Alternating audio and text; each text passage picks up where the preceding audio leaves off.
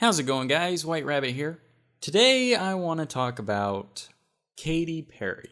Oh, why am I making this video? Okay, I want to talk about Katy Perry and explain to you guys a little bit as to what it really means when people say Katy Perry is an Illuminati puppet. Okay, we're not actually talking about Katy Perry being in the Illuminati. That's not what we're talking about. We are saying that Katy Perry is controlled by the Illuminati to push certain agendas. She has sold her soul to the devil in exchange for fame and fortune. Literally. I released a gospel record when I was 15 because I grew up in, a household where all I ever did was listen to gospel music, and my parents are both traveling ministers, and so I kind of sang about, what was going on in my life at 15, and that's how I got introduced to the music industry. I swear I wanted to be like the Amy Grant of music, but it didn't work out, and so I sold my soul to the devil. And the way I want to explain this to you guys is basically just through common sense and with some very basic information. So I'm going to go through some of her top hits and explain to you guys that that's all you need to look at to realize that she's part of the game. And it's obvious in every song that she puts out. So let's get into it. Now, I was sitting in bed the other night and my wife turned to me and told me that it was hot. She wanted me to turn the air down. And immediately, one of Katy Perry's songs popped into my head. The one where she says, "You're hot, then you're cold, you're yes, then you're no, yada, yada, yada." And that's what really inspired me to make this video. How is it that that song could be triggered to pop into my head out of a simple little comment like "it's hot"? It's because it's designed that way. They design these songs specifically to a certain rhythm, to a certain beat, and with certain topics so that they do get stuck in your head. I don't listen to the radio, and I rarely watch TV, and yet somehow I know lyrics to Katy Perry's songs. And to take it one step further, I know more about Katy Perry's personal life than I do about some members of my own family. And that just goes to show you how corrosive pop culture is and has interwoven it into the very fabrics of our society and to what degree it has. For someone like me who has totally stepped outside of pop culture and avoids those types of subjects altogether, it even still impacts me and others like me. That's how corrosive this thing is. It doesn't matter if you like Katy Perry's songs or not. They're still stuck in your head, And when people ask, well, why would the Illuminati be so intent on getting into the music industry? It's just music. What's it? It doesn't matter. It does matter. They're creating these idols for people to worship. They're scientifically constructing these songs to be stuck in people's heads, so that on a subconscious level, they can control you. That's the point. And to subconsciously warp your beliefs and how you view things. So let me start off with this song that was stuck in my head. Let's talk about it for a second. All right, so that song is called Hot and Cold. And the chorus goes like this. 'Cause you're hot, then you're cold, you're yes, then you're no, you're in, then you're out, you're up, then you're down, you're wrong when it's right, it's black and it's white, we fight, we break up, we kiss, we make up, and so on. So on the surface, you think this song is about this girl's boyfriend being indecisive, something that most teenage girls can sympathize with, I'm sure. That's not what this is about. At least that's not the underlying message that the song is sending. Sure, on the surface, it is about an indecisive boyfriend, but that's not what this song is teaching us, or teaching your children. That's not what this is about. This song is teaching non-duality, a fundamental principle and belief that the occult believe. That's where things like the yin-yang come from.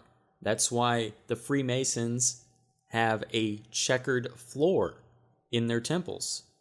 That's where the 69 on top of their altar comes from. That's why the occult worship the sun and the moon, because they're opposites. That's where all of this comes from, guys. And it bleeds into the music video as well.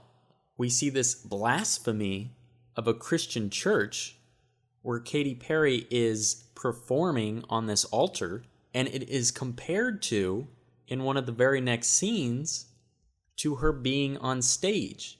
The altar on stage on which she performs. That's what the subconscious level of this music video, that's what they're showing you here. They're putting it right in your face. And then, of course, again, they're promoting this cross-dressing thing. At the end of the video, you see one of her bridesmaids is a guy dressed up in women's clothing, which the Bible clearly says is an abomination unto the Lord. That's what this whole song is about. It's opposites. She also says in the song, you're up, then you're down. Okay? The Satanists believe, as above, so below. That's why Baphomet is depicted both pointing up and pointing down. It's all about these opposites, guys. She says it's black and it's white. I mean, you can't get any more blatant than that she's talking about non-duality. And to really pound home the fact that this song and this music video are satanic, of course, in the middle of the music video, she subtly flashes the 666 hand gesture. All right, let's move on to the next song. Now, the first major hit that Katy Perry ever came out with was I Kissed a Girl.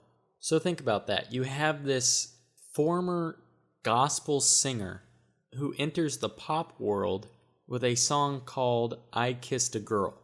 And this song is clearly pushing the gay agenda. And now look, I don't have anything against people who identify as homosexual, okay? Let me just make that clear now. I have nothing against them. In fact, growing up, I have had many friends who identified as homosexual. And if you think that all Christians view homosexuality like the Westboro Baptist Church views it, then you got another thing coming, because that organization is just as satanic as the Church of Satan, in my opinion. But homosexuality is a sin, and that's something that the Satanists love to push and throw in your face. The Luciferians want you to live a sinful lifestyle. It's a lifestyle of lust. And as far as homosexuality goes, that is a very complex topic that I'm sure I'll make a video about in the future. But for now, just realize that homosexuality is an agenda that these satanic occult elite members are pushing. They're enticing people to fall into that lifestyle. The lyrics of the song go, or the chorus of the song goes like this. I kissed a girl and I liked it. The taste of her cherry chapstick. Now keep in mind, this is a girl singing this song about another girl. Then it goes, I kissed a girl just to try it. I hope my boyfriend don't mind it. So not only are they pushing the homosexuality agenda, but they're also pushing infidelity. You don't think all this stuff affects people on a subconscious level? I mean, just take a look at the divorce rates. Of course it affects people on a certain level. It felt so wrong, it felt so right. What? I mean, it's clear when you really take a step back and examine these songs. Her most popular songs absolutely contributes significantly to the overarching satanic agendas that are being perpetuated in pop culture. All right, so now if we look at the music video, not only are we getting the obvious lustful connotations that this music video is clearly outlining and the provocative nature of this music video, I mean, that's typical. But let's look at the deeper meaning behind this music video. Keep in mind, this is Katy Perry's first big major hit, okay? This thing is laced with connotations of MK Ultra mind control and Illuminati puppetry. I mean, it's laced with it. And I'll let you guys do your own research on MK Ultra and that sort of thing, but just keep in mind that there are 3 things that you look for, particularly in music videos and photo shoots, that clearly illustrate that somebody is under the influence or is manipulated by the Illuminati or are MK Ultra victims. And those three things are butterflies / bows, and particularly with women, kitty cats or cats of some kind. This video, again, her first major hit, what a coincidence, is laced with these things. And to top it all off, she very subtly and very quickly, in the middle of this music video, flashes the one eye symbolism 3 times in a row. And of course, just shortly after she does that, she gets to the lyric in the song where she says, "You're my experimental game, just human nature." Okay, so we have this experimental element to it. It's not what good girls do, not how they should behave. Okay, so manipulating one's behavior. And this is where it gets really obvious. She says, "My head gets so confused, hard to obey." I mean, come on, people. It's so obvious just from her first big hit. She is a complete and total victim. She is an Illuminati puppet. All right, let's move on to the next song. One of Katy Perry's most satanic songs is called Dark Horse. And what I want you guys to realize is that that song is about Lucifer. And it's so obvious. I don't know how people don't realize that. And you hear people and you see people in the club, I'm sure dancing and singing along to it, being all merry and totally giving in to the song, and they don't have any idea what they're actually talking about. They're talking about Lucifer and the Antichrist. In the beginning of the song, the lyrics go, "I knew you were gonna come to me, and here you are, but you better choose carefully, 'cause I'm capable of anything and everything. Make me your Aphrodite, make me your one and only, but don't make me your enemy, your enemy, your enemy." Guys, this is talking about Satan. And what happens is when Katy Perry is on stage performing this song, and you have the entire crowd before her holding up these rock gestures that are really the Baphomet horns and are singing along willingly, saying these words and invoking spirits. That's what's going on. They're inviting Lucifer into their lives. They're conjuring up demons. I'm not making this stuff up. This is what is really happening. That's why the Bible says that we are in a spiritual war. This isn't a battle of the flesh. This is a spiritual one. The song goes on to say, "So you want to play with magic? Boy, you should know what you're falling for. Baby, do you dare to do this? 'Cause I'm coming at you like a dark horse." A dark horse. The 4 horsemen? Antichrist? Come on. Are you ready for a perfect storm? 'Cause once you're mine, there's no going back. And I guess it just happens to be another coincidence that when you play that part of the song backwards, it says New World, and it's clear as day. So we have this song that is talking about Lucifer, it's talking about the Antichrist. It is specifically built and designed for people to sing along with and to conjure up demons and invite demons into their lives. I mean, come on. Wake up, people. Stop getting brainwashed by this stuff. Stop falling for Lucifer's tricks. All right, now, as far as the music video is concerned, the music video has so much symbology in it, and there's already a lot of great videos out on it, so I'm not really going to touch on the music video in this video, but I want to rattle through a few more of Katy Perry's songs just to really push this whole point home, that the Illuminati are real, they believe in and work alongside Satan, and they have certain actors and musical artists like Katy Perry working for them who are puppets to them that they manipulate and get to prance around on stage and in front of the television camera to indoctrinate your children. So this is going to be a speed round. I'm going to go through a few more of her songs. Here we go. In her song E.T., she is talking about fallen angels and demons. If you guys aren't aware of this, you need to do research. You need to figure out that aliens are not actually extraterrestrial beings from another planet. They're fallen angels, and in some instances, they're demons. That's very complicated, but You guys need to do some research on that if you haven't already.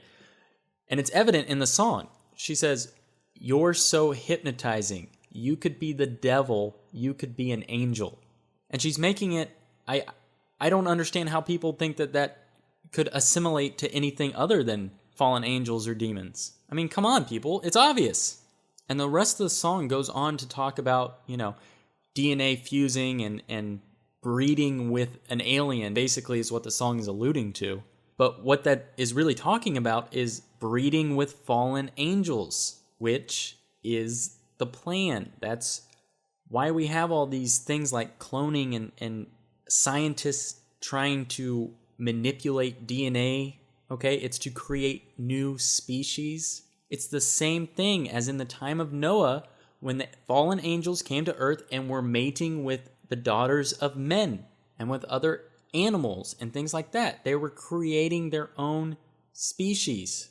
And that's what this song is talking about. There are even subliminals in this music video of animals having sex and is promoting bestiality. All right, next song. In her song Roar, we get more cat symbolism, obviously, like I was telling you guys about earlier. But more importantly than that, she says, "I got the eye of the tiger," okay? That's another terminology for the eye of Horus, or the eye of Lucifer, or the all-seeing eye, or the third eye, especially when she follows it up with dancing through the fire. I'm sure you guys know from my other videos and from research you've done on your own that fire represents the intellect, the illumined ones, the Illuminati. And we have this whole song featuring cats, and lions and tigers, and we have her talking about the eye of the tiger and dancing through the fire. She's talking about her being bogged down and controlled by the Illuminati. Oh, and let's not forget, we get more symbolism of MK Ultra mind control in the part of the song where she says, "I'm floating like a butterfly." There's the butterfly. Okay, next song. This Is How We Do. This song is really just about encouraging kids to be irresponsible and is promoting, yet again, a lustful lifestyle. There's a line in there about astrology, but there's also a line that says, "Shout out to all the kids buying bottle service with your rent money." Believe it or not, this is an encouraging thing for kids to hear. They hear these things on the radio, and subconsciously they start behaving this way. Another line in the song talks about people who go to bed with a 10 and wake up with a 2. Again, promoting promiscuity. The most destructive part of this song, though, I think, is the fact that it's the main chorus. It talks about "this is how we do." And the overarching theme of the song is one of carelessness. And it talks about how it's no big deal. It's no big deal. It's no big deal. This is no big deal. It says that multiple times in a row. And again, this is a subconscious thing. It's getting people to a point where they don't care about things. This music video looks like a bad acid trip to start off with, but there's two things I want to point out. One, her hair is in the shape of 2 cubes. That's Saturn symbolism. And 2, one of the shirts that one of the backup dancers is wearing in this scene has 3 eyes on it. A smiley face with 3 sixes that make up a smiley face in the 3 eyes. That's 666, the mark of the beast. Third eye symbolism, the eye of Horus, the third eye. Next song. All right, now I'm going to go ahead and close this video out with her song Wide Awake. Now the title alone should raise bells for you guys. Wide Awake, okay? It is simultaneously referring to the Illuminati, who are the illumined ones, who are the ones who are enlightened, the ones who are awake to what is going on around them. And it's also a jab at the people who are asleep, the average sheeple. Do you get it? Now the lyrics in this song also have a lot of symbolism to them, but what I want to really focus on is the music video, because the music video is ridiculous. All right, so the music video starts out where she is dressed like a witch. She is standing in front of a doorway with 2 columns on either side and a lantern in the middle. The lantern, which represents the light. So what this is representing is the Masonic sun between the 2 pillars. We can also see a caterpillar on top, which brings us back to the butterflies. She goes into a maze, the Saturn maze. She eats the forbidden fruit. There is a suffocation where the walls are coming in around her. There is an illumination and a resurrection, which emits from her chest as a ball of light. Her former child self, representing her innocence, appears. They walk into this room with a checkered floor, down a hallway, almost as an Alice in Wonderland metaphor. Her dress explodes into a bunch of butterflies, again the butterflies. Then she is in a wheelchair in what appears to be a psych ward, going back to the MK Ultra mind control, mind manipulation, and we see these two Baphomet type characters, these horned beasts, standing there with their arms crossed, indicating they're her handler or something. Once she exits the maze, we see this, again, a kitten that is shaped out of some bushes, it looks like. But even more interesting is the fact that they have the spiral in for the eyeballs, again reinforcing the hypnosis that happens with the MK Ultra mind control. All throughout this music video, you see the butterflies in her hair. The kid has a butterfly on her ring. That's symbolic of it usually happening at a very young age when these kids are recruited into an MK Ultra program. It's usually kids who are. And of course, we have the unfinished pyramid off in the background. So there you go, guys. I would keep going, but I honestly can't force myself to watch another Katy Perry music video. I'm sorry, I just can't do it. Hopefully you guys got the gist of what I was trying to say with the examples that I showed. So thank you guys so much for watching. Thank you for everyone who has been sharing my videos. I appreciate that so much. If you haven't already, please like and subscribe. Thanks, and God bless.